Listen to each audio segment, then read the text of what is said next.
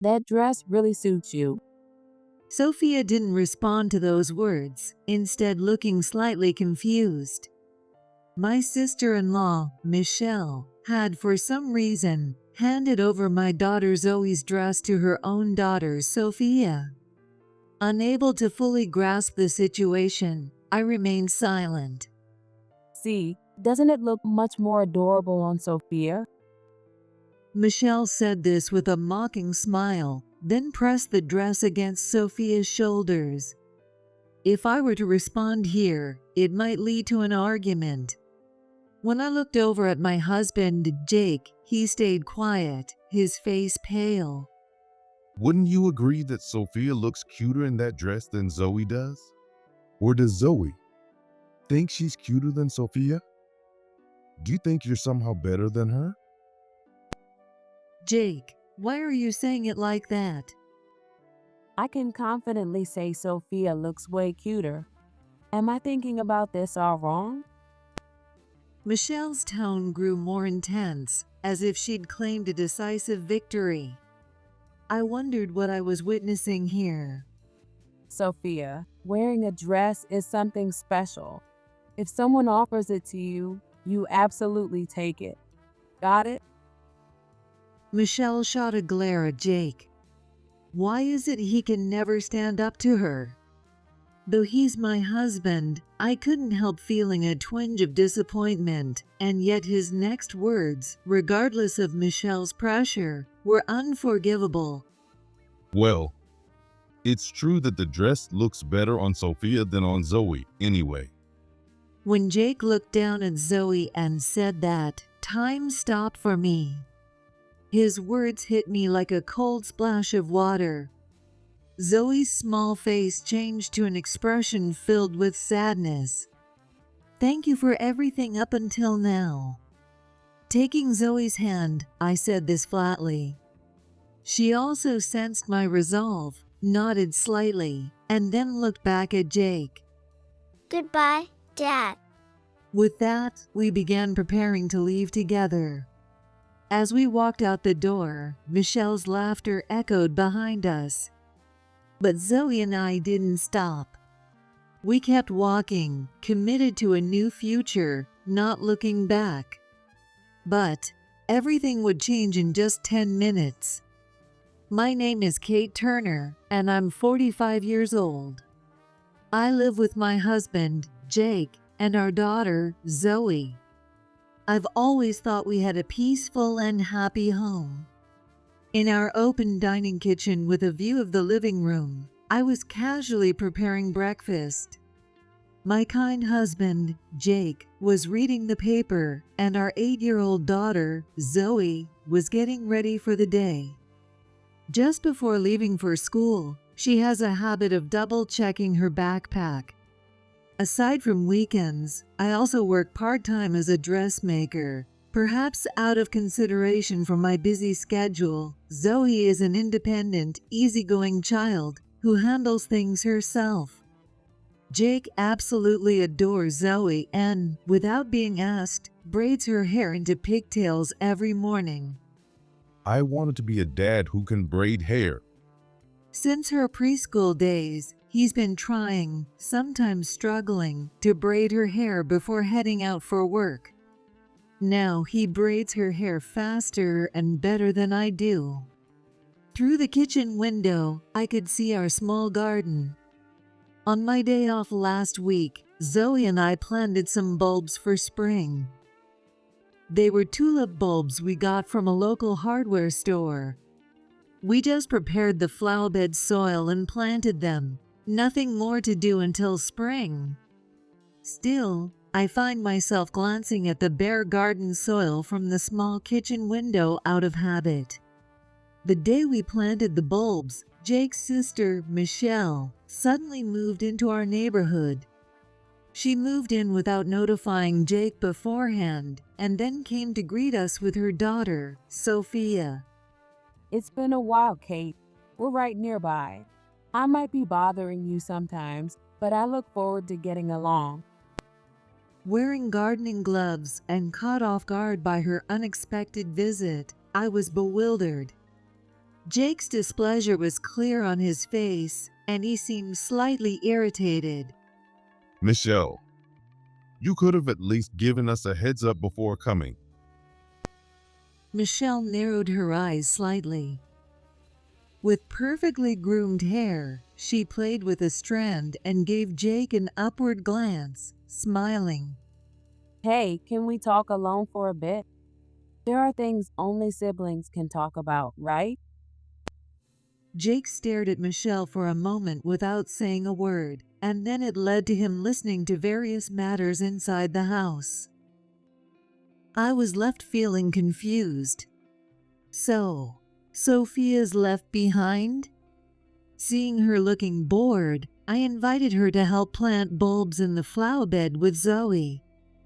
Sorry, Auntie Kate. Holding the small shovel I handed her, Sophia said this with a slightly sad look on her face. Sophia, for an elementary schooler, had bright brown hair and large eyes. She often dressed stylishly, looking quite like her mom, Michelle, who had long golden hair and a striking appearance. Unlike Zoe and me, who had a calmer look, Sophia wore cheerful, colorful clothes with bright ribbons. You don't have to apologize. Let's plant these together, okay? When spring comes, we'll have lots of flowers. Yeah, thank you. Zoe smiled gently and placed a bulb in Sophia's hand. After a moment's thought, Sophia sat on the ground and began digging with the shovel.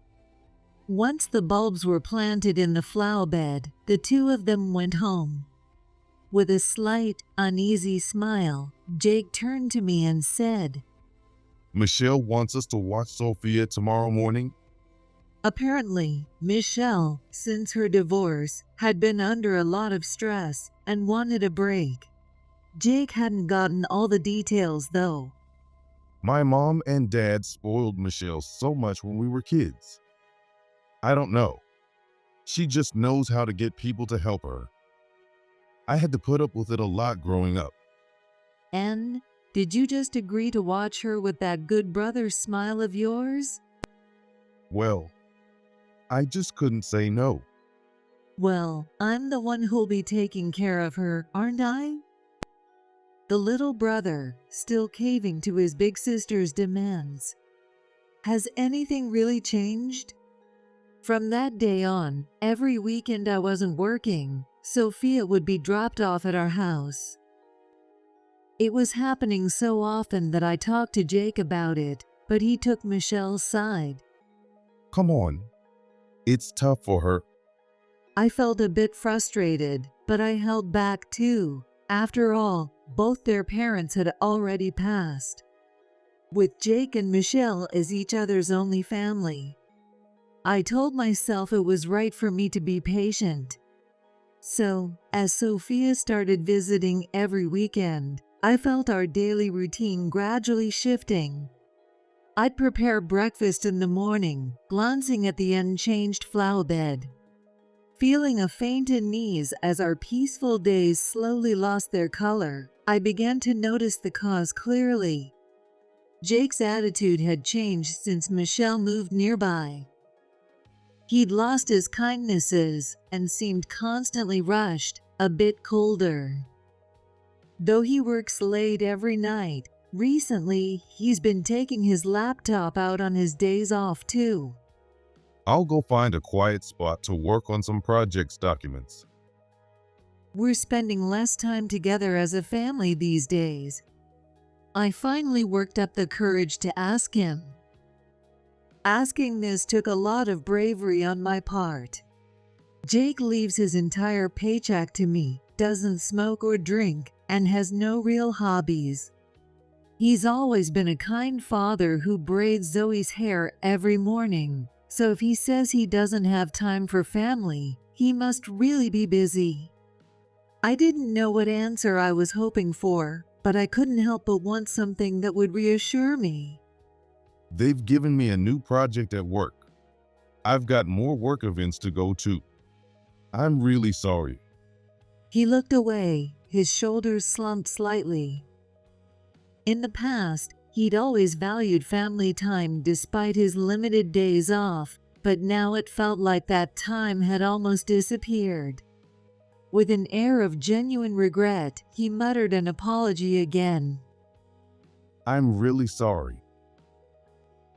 On weekends, it was as if Michelle was filling in the gaps left in our family time, visiting more frequently with Sophia, wearing her little ribbons. If you're not going out, you got time, right? That was her attitude, and she continued to leave Sophia with us more and more. I had no choice but to accept Michelle's whims. But even so, one comfort was seeing Zoe and Sophia playing happily together. I quietly watched them from the living room sofa, where they played right in front of me. The soft sunlight streaming through the window gently illuminated their smiling faces. The two of them sat at the small piano in the corner of the living room, happily pressing the keys. Sophia, try pressing this white key here. As Zoe instructed, Sophia's eyes sparkled as she reached out her finger. When a sound played, she smiled joyfully and exclaimed, I want to do it more. Zoe smiled proudly and said, This is a song I learned. Then she began to play a simple melody with her fingers. Watching them, I felt my heart warm. I recalled when Zoe had started piano lessons at 3 years old.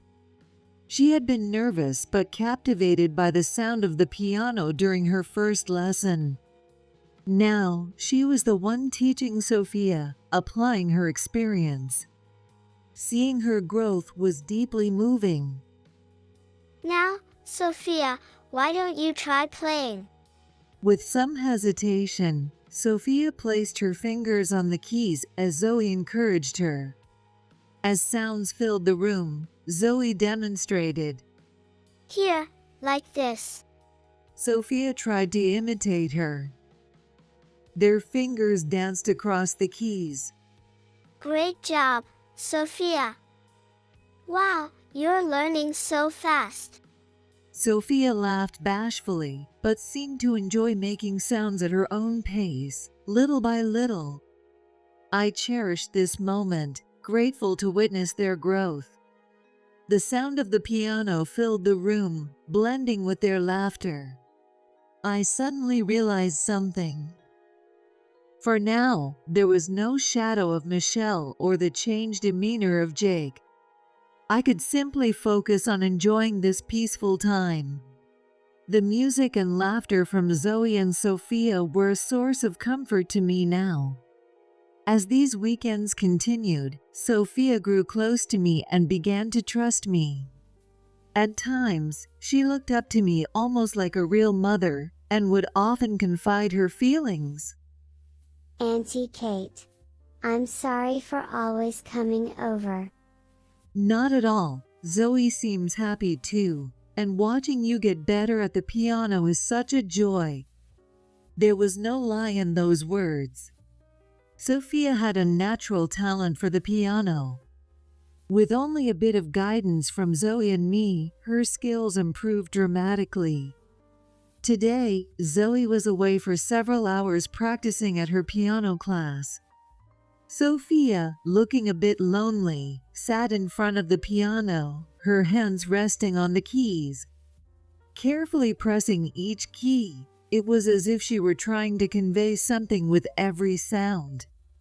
Sensing a slight sadness in the melody, I walked over, and Sophia looked up at me, tears streaming down her face. What's wrong, Sophia? I'm sorry, Auntie Kate. There's something I need to apologize for. My heart fluttered with concern. Sophia was always cheerful and lively in front of Zoe, so what could be bothering her today? As I rubbed her back, I reassured her. It's okay. Then Sophia, through her tears, said to me, It feels like Mom and Uncle Jake are doing something bad together.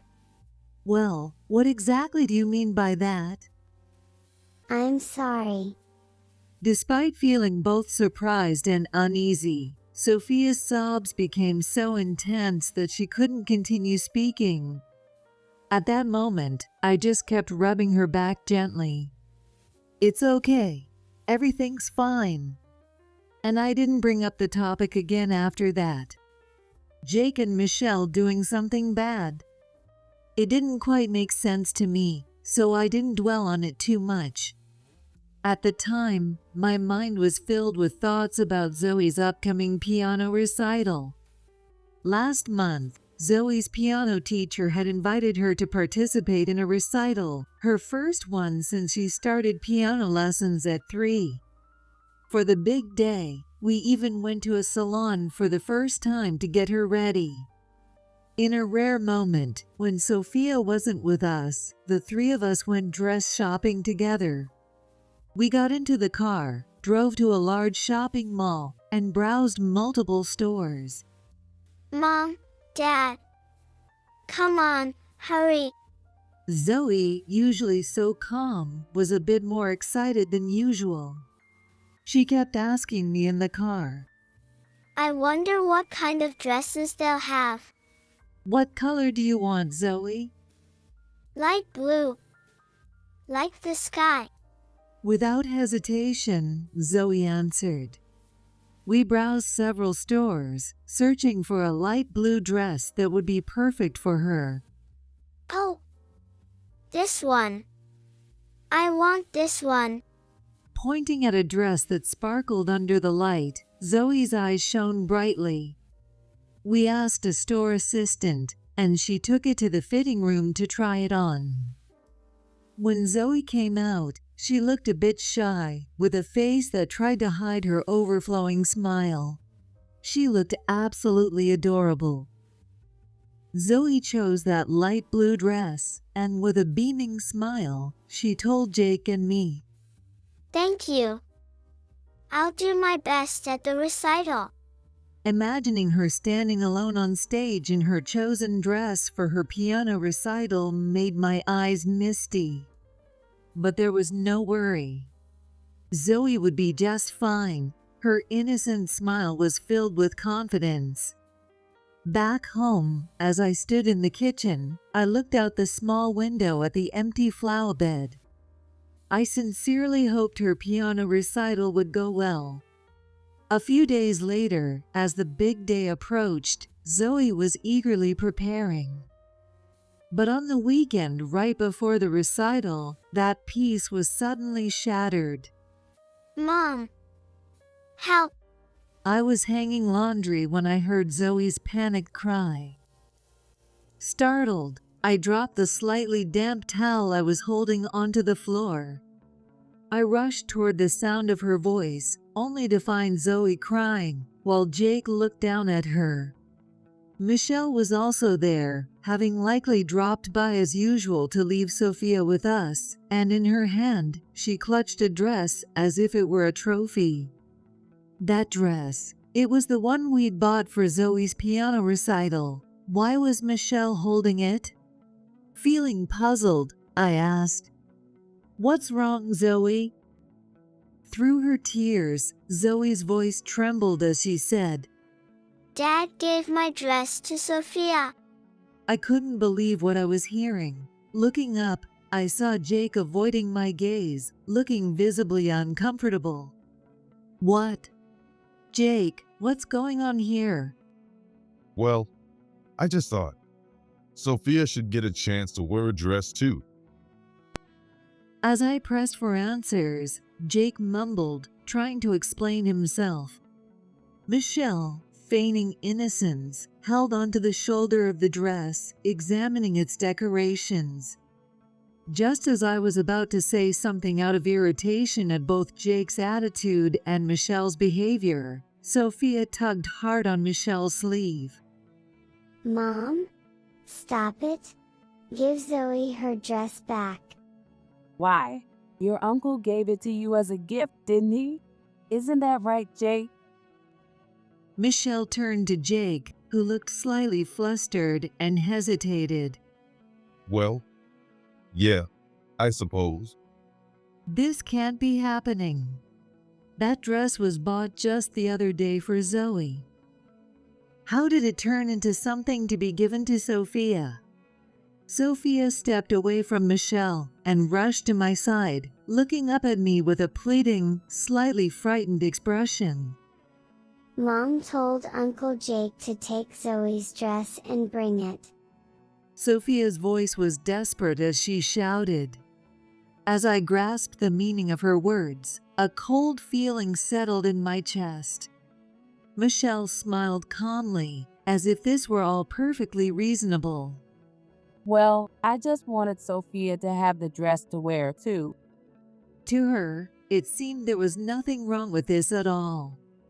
Ignoring the fact that Zoe was still crying, she gently patted Sophia's head and said, Look, Sophia, isn't this dress just perfect on you? It really suits your pretty face. Sophia didn't react, instead looking more confused. But it's my dress. Zoe shouted, her voice rising. Michelle glanced at her for a moment. But look, doesn't it look much brighter and prettier on Sophia? Michelle laughed mockingly and pressed the dress against Sophia's shoulders. Her tone was full of disdain, directed right at Zoe. Your face is a little plain. I don't mean that in a bad way, but I think this dress is more suited for Sophia. Zoe's eyes filled with tears, and seeing this, anger welled up inside me. Michelle, that's really uncalled for. Oh, Kate, do you not like what I'm saying? But this is reality. This dress should be given to the cuter ones, don't you think? If I responded here, it might escalate into a fight. I turned to look at Jake, and he looked pale and silent. So, is Zoe crying because she couldn't get the dress after all? Zoe shook her head. No, Dad. I'm sad because my dress was taken from me. Wouldn't you agree that Sophia looks cuter in the dress than Zoe does? Or does Zoe think you're cuter than Sophia? Do you think Sophia is somehow less than you? Jake, why are you saying it like that? I can confidently say Sophia is cuter. I want to give cute dresses to cute girls. That's only natural, right? Am I thinking about this the wrong way? Michelle's tone grew more forceful, as if she had won some decisive victory. But I don't even want the dress. I looked quietly at Sophia. She was struggling. She was caught, unable to stop her mom and Jake from going too far. I just want to play with Zoe. Michelle's eyes widened in surprise as she responded. Sophia, what are you saying? She threw her arms wide theatrically, looking up at the ceiling. What am I even witnessing here? Wearing a dress is something special. You need to have more confidence. Don't hold back. If someone offers you something, you absolutely take it. Got it? Michelle shot a glare at Jake. Why can't Jake ever stand up to her? As pathetic as it felt to be disappointed in my own husband, Jake's next words, even under Michelle's influence, were utterly unforgivable. It's true. Sophia does look better in that dress than Zoe does. The moment he said that, looking down at Zoe, time stopped for me. His voice echoed as though he had poured ice-cold water over my entire being. Zoe, whom I had loved since her baby years, my dearest treasure, the most beautiful and cherished person in my world. To insult her was to insult me. Zoe's little face turned into a sorrowful expression. Thank you for everything up until now. I took Zoe's hand and said this blankly, beginning to head upstairs to pack. Anger and sadness swirled within me. Zoe, realizing my determination, gave a small nod and prepared herself as well, glancing back at Jake. Goodbye, Dad. With that, we began making preparations to leave together. As we walked out of the house, Michelle's laughter echoed behind us. But neither Zoe nor I stopped. We walked away without looking back, determined to step into a new future. It hadn't even been 10 minutes as we walked toward the station when my phone rang. Jake's name on the screen. My heart pounded. "It's your dad," I told Zoe before answering. "Hello." What the hell is going on? Jake's angry voice burst from the speaker, his tone filled with clear distress and rage. For a moment, I was speechless, trying to process the situation, imagining him on the other end, raking his hands through his hair in frustration. Right after you left, my boss called to tell me I've been fired. What's going on, Kate? As his words hit me, I struggled to make sense of it all. Fired? Why? And why now? But why? Just after you walked out, my boss called saying I'm terminated. Do you know anything about this? His accusatory question hung heavily in my mind. I recalled the conversation I had with Sophia a few days ago, her solemn face when she confided in me. It feels like Mom and Uncle Jake are doing something bad together. At that moment, I had suspected Jake and Michelle were involved in something shady. Anxious and uncertain, I had reached out to a private investigator, despite the strain it put on my savings. I felt that asking Jake directly wouldn't get me any real answers. He always took Michelle's side, and I'd likely just be brushed off. It seemed more effective to investigate quietly and find out what secrets they might be hiding. I was scared and nervous. Were they involved in something illegal? I worried about that until I finally received the results from the investigator. And just days ago, the investigator revealed the truth. Jake had been having an affair. But he'd chosen the wrong person to betray me with. The investigator reported it to the company. Who else would order an investigation on me, huh? You knew, didn't you? You knew who I was involved with. Yes, Jake had been unfaithful. Moreover, it turned out to be an affair on both sides. His partner in the affair also had a family. To make matters worse, the woman was the daughter of the CEO of one of Jake's company's clients, and I knew that if this scandal came to light, it would harm the company as well. I used my savings to hire a detective. You weren't busy with work. You were lying and cheating on me, weren't you?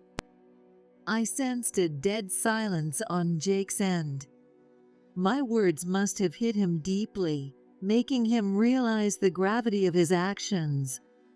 I shifted the phone in my hand and began explaining the complicated situation. Initially, I hadn't suspected an affair. I just couldn't shake the unease after what Sophia had told me and wanted to clear my mind. When the investigation revealed his affair, I didn't know what to do. I reached out to the husband of Jake's affair partner, explaining the situation, and he was furious. He insisted on sending the investigation report to Jake's company. I never imagined that today, right after I left the house, it would reach your company. My voice trembled. Everything was spiraling out of control. Not only was his affair wrecking both families, but it was also destroying Jake's career. I was witnessing the lives of so many people unraveling due to my actions. Because of you, I've lost everything. Don't think this ends here. This isn't my fault. You chose this path yourself. As I retorted, a mix of anger and sadness stirred inside me, shaken by the harsh words he was spewing at me through the phone. With the cold wind brushing my cheeks, Zoe and I hurried down the path to the station. It felt like winter was just around the corner, the air growing colder. I held my phone, still connected to Jake, who had fallen silent, and could hear the faint sounds of him moving. Most likely, he didn't want Michelle to overhear what he was about to say, so he kept quiet. Kate, listen, it's all my sister's fault. Michelle's fault. Why isn't this your responsibility? You're the one who had the affair. Actually, I replied calmly, prompting Jake to lower his voice, clearly preparing for a confession. Once we passed through the station gates, I sat on a bench and handed Zoe some change, gesturing for her to get a drink. She nodded and walked toward the vending machines, contemplating her choice. just before Michelle moved nearby, I offered to help her move as a friendly gesture. That's when I met one of her friends. And as I helped them organize the apartment, we hit it off. So, her friend had that flashy style that caught your eye, huh? A cold fury rose within me. I couldn't just sit and listen as Jake described how his affair began. The investigation had already provided me with the details. The woman's name, her face, where they'd been together. Imagining him strolling through town with that woman, even though I'd seen her photo, made me sick to my stomach. My mind was already leaning toward our ending. And the incident with the dress had been the final straw. Michelle told me you were the one having an affair, Kate. Jake's voice quivered. Me? Having an affair?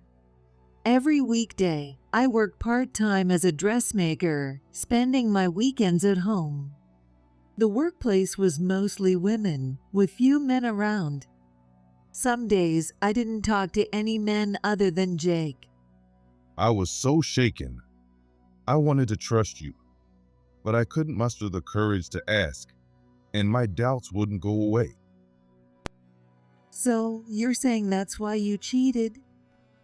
I got invited out for a drink. Normally, I would have said no. But at that time, I thought, if you're enjoying yourself with someone else, then why shouldn't I? Jake tried to explain, claiming it was supposed to be just a night out. He went on to explain, saying he regretted letting the atmosphere get to him and making a terrible mistake. I was set up by Michelle. She used it against me to manipulate me, asking for money and trying to control me. I couldn't stand Jake's attempts to blame his actions on someone else. I didn't know why Michelle would lie to Jake, telling him I was unfaithful. I could sympathize with the pain he went through from that lie. But crossing the line was his own choice, no matter the reasons. He had to take responsibility for that. Jake's voice broke as he pleaded, I'm the victim here. Forgive me. I'll change my mind. "The only one who sees themselves as a victim is you." I said this calmly, standing up from the bench. Zoe, having finished her juice, came over to my side. The sky was overcast, and the cold air hinted at the arrival of winter. An announcement about the approaching train broke the silence, and a few people leaned forward in anticipation. "The original cause lies with you. You're the one who chose to prioritize your affair and Michelle over your family." Kate, please, just one more chance. Desperation colored Jake's voice. I wanted him to stop sounding so pathetic. Are you really going to leave me? What about Zoe? Won't she be lonely? Am I never going to braid her hair again? Doesn't she need me? A few pigeons rested quietly in the corner of the platform. Sensing the incoming train, they suddenly flew away, their wings flapping. As a calm silence returned, I replied, You're incredibly cowardly. Isn't Zoe nearby? Please, let her hear me. Doesn't she want me around? Isn't she wearing that cute braid today? Could you do that for her? The train approached from the left. As it passed the yellow safety line, it slowed to a stop. Watching the passengers disembark, Zoe stepped onto the train before me. Then, turning back, she reached up and undid her braid, shaking her head to loosen the curls left behind. She extended her hand to me, saying, Mom, let's get on. Zoe, your braid. I always hated it. Waiting every morning for him to finish was annoying. I feel better now. Though I knew it wasn't her true feeling, I understood that it was her way of being kind to me. Taking a step forward, I boarded the train. Since talking on the phone isn't allowed, I took the phone away from my ear. Goodbye, Jake. Walk the path you chose. With my own actions, I ended our life together. Everything has disappeared. Jake's kind face, his voice, his feelings, all gone. Mom. Zoe took my hand. A gentle breeze flowed through the still open doors of the train, slightly lifting her hair, forcing a smile to hide my anxiety from her. I realized it wasn't just for her. I had to look forward for myself too. Later, I arranged to meet Michelle. Not out of sympathy for Jake, but because I had always wanted to confront her directly, knowing she might be the mastermind behind it all. I knew I'd regret it if I didn't. Sitting on a park bench, I waited nervously. Soon, Michelle appeared, dressed in her usual flashy attire, exuding confidence as always. Why did you call me out here? I have something to discuss with you. I tried to speak firmly, ready to release the frustrations that had been building up inside me. Oh, here to blame me again? Michelle smirked, covering her mouth, and then burst into exaggerated laughter. If Jake cheated on you, that's hardly my fault. I can't forgive you for lying to Jake and destroying our family. Are you blaming me just to cover your own shortcomings? Jake's affair was the result of your neglect.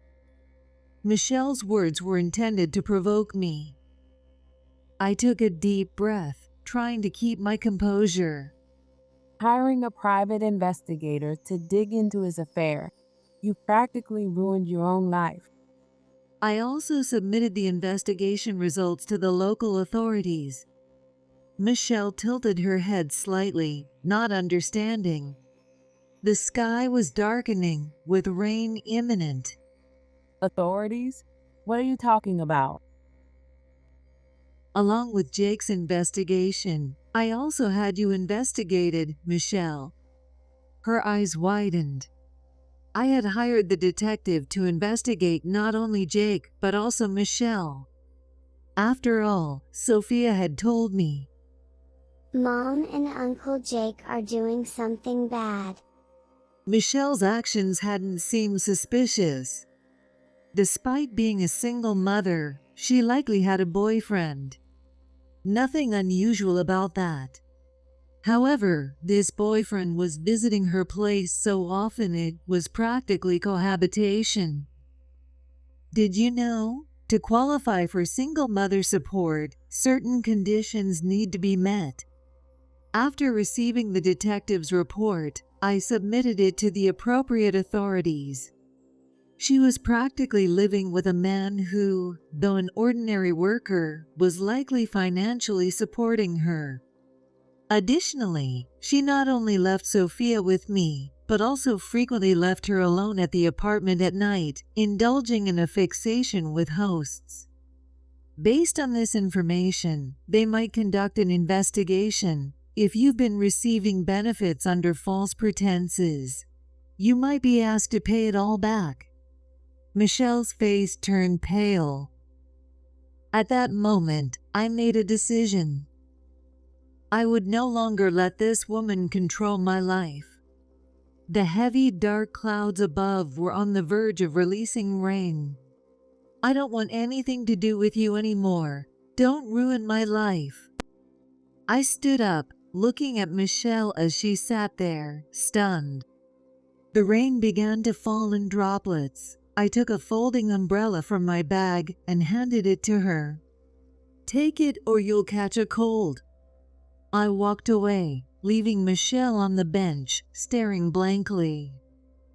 My heart wasn't entirely at ease. But this was the end of my conflict with Michelle. I resolved to take this first step toward reclaiming my own happiness. A few months passed, and as winter began to ease, I prepared for a fresh start. The divorce with Jake, initially met with his resistance, gradually proceeded as he grew unnaturally quiet, almost as if accepting his choice. I assumed he had plans to marry his affair partner and perhaps hoped for an advantageous outcome. But those hopes didn't pan out. His affair partner, it turned out, wasn't as serious about him as he'd thought. After our divorce, Jake lost his jobs, family, and girlfriend. Michelle, too, was found to have squandered the child support she received from her ex-husband on host club expenses, along with the money Jake had given her. On top of that, she had been dating multiple men simultaneously. Due to the investigation by the authorities, she was now being asked to repay the financial aid she had received unlawfully. Frankly, both siblings were the worst. What remained on my mind, though, was Sophia. I was concerned about her living situation with Michelle, but it seemed that her father had decided to take custody of her. Apparently, Michelle had been reported for neglect after leaving Sophia home alone frequently, and her ex-husband, upon learning of the situation, had stepped up to take her in. Knowing Sophia's circumstances, I didn't feel sadness. Because I'm here. Sophia's cheerful voice echoed at the entrance. Zoe and I had moved to a new place, which happened to be close to where Sophia now lived with her father. Zoe and Sophia had always been close cousins, and even though Jake and I were divorced, I had no intention of tearing apart their bond. Zoe had started taking piano lessons again in her new school, and Sophia had also become interested in piano. They now encouraged and challenged each other to improve. As for myself, I had found a full-time position at a different location of the sewing company where I'd previously worked part-time. I resolved to work not only for my family, but also for my own dreams. A quiet hope began to grow within me. Zoe and Sophia might perform a piano piece wearing dresses I'd sewn for them. Looking out of the window in my new kitchen, I caught a glimpse of the slightly warmer spring scenery outside. My mind suddenly thought of the tulips I planted in the house where I lived with Jake last winter. I wondered if those bulbs had blossomed, but I'd never know. In the peaceful living room, I set up my sewing machine, finding comfort in the sound of the needle stitching fabric. Soft light streamed in from the window, enveloping the room in warmth, and I looked up. In the corner of the room, Sophia sat attentively at the old piano. I can almost play this song now, Zoe. Do you mind if I play it? Of course, Michelle's voice echoed. It's a little bit slow, but I think you'll like it. Just listen to it for a minute. Okay. You'll try it. Sophia's fingers touched the keys and sound filled the room. The note started a bit awkwardly, but soon a melody began to emerge. It was a part of Bach's minuet. Her right hand glided lightly over the keys, bringing out the melody, while her fingers moved elegantly across the keyboard, with occasional support from her left hand providing the harmony. She maintained the balance beautifully. Wow!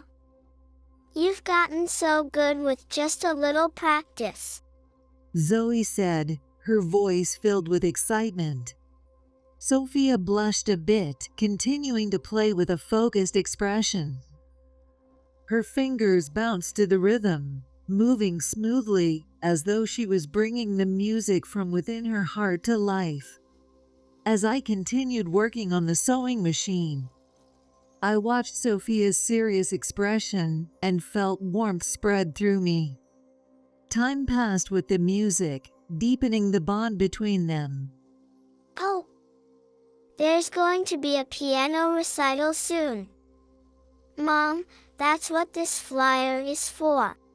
Sophia's fingers danced over the keys, her face lighting up as she immersed herself in the music.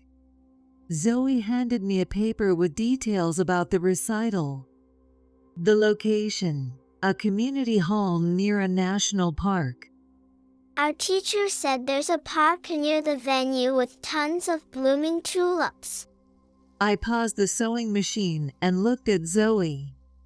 I can no longer check if the tulips I planted have bloomed.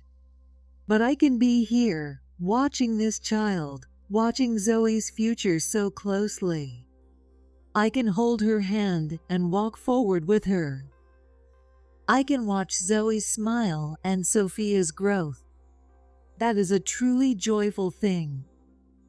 Yes, that sounds very exciting. In my heart, a quiet hope for the arrival of spring had indeed begun to bloom.